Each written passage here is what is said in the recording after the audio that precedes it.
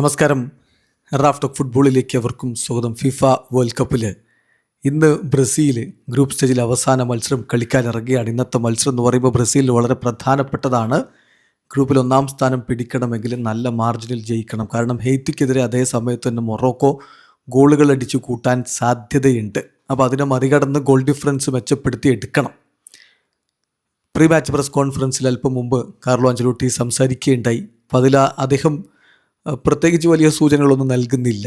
റാഫിഞ്ഞയ്ക്ക് പകരം റയാൻ ഇറങ്ങിയേക്കും എന്ന സൂചനകൾക്കപ്പുറത്തേക്കൊന്നും അദ്ദേഹം നൽകുന്നില്ല. പക്ഷെ ഒരു കാര്യം അദ്ദേഹം ഉറപ്പിച്ച് പറയുന്നുണ്ട്: നെയ്മർ ജൂനിയർ ടീമിനോടൊപ്പമുണ്ട്. അദ്ദേഹം ഫിറ്റാണ്, അദ്ദേഹം റെഡിയാണ്, അദ്ദേഹം അവൈലബിൾ ആണ്, ഈസ് ബാക്ക് എന്ന് തന്നെ കോച്ച് പറയുന്നുണ്ട്. അപ്പോൾ അത് ഉറപ്പാണ്, അദ്ദേഹം ഇന്ന് കളിക്കും. പക്ഷെ അത് സ്റ്റാർട്ട് ചെയ്യുമെന്ന് കരുതണ്ട. അതിപ്പോൾ എല്ലാവർക്കും അറിയാവുന്ന കാര്യമല്ലേ, പരിക്കിൽ നിന്ന് മുക്തനായിട്ട് ആൾ വരുന്നേ ഉള്ളൂ.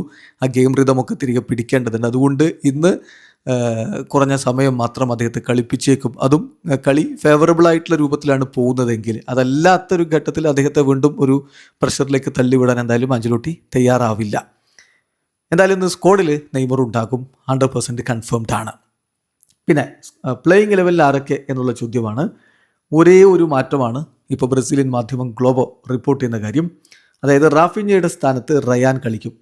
ബാക്കി ടീമിലൊന്നും മാറ്റമില്ലാതെ തന്നെ ടീം ഇറങ്ങും. മധ്യനിരയിൽ ബ്രൂണോ ഗുയിമറസും കാസമിറോയും ലൂക്കാസ് പക്കേറ്റയും ഒരുമിച്ചിറങ്ങുമെന്നാണ് ലഭിക്കുന്ന വിവരങ്ങൾ. അങ്ങനെയെങ്കിൽ മുന്നേറ്റങ്ങൾ നയിക്കാൻ മാത്യൂസ് കുഞ്ഞയും വിനി ജൂനിയറും ഒരുമിച്ചിറങ്ങുന്ന സ്ഥിതിവിശേഷം ഉണ്ടായിരിക്കും. റയാന് അവരോടൊപ്പം ഉണ്ടാവും. ഇപ്പോൾ ബ്രസീലിലൊരു പ്രോബിൾ ലൈനപ്പ് ഇപ്പം ഇത് തന്നെയായിരിക്കും മിക്കവാറും ലൈനപ്പ് എന്നാണ് ഗ്ലോബോ പറയുന്നത്. പിന്നെ ആഞ്ചലോട്ടി ആയതുകൊണ്ട് അവസാന നിമിഷം എന്ത് മാറ്റം എന്നുള്ളത് പറയാൻ പറ്റില്ല.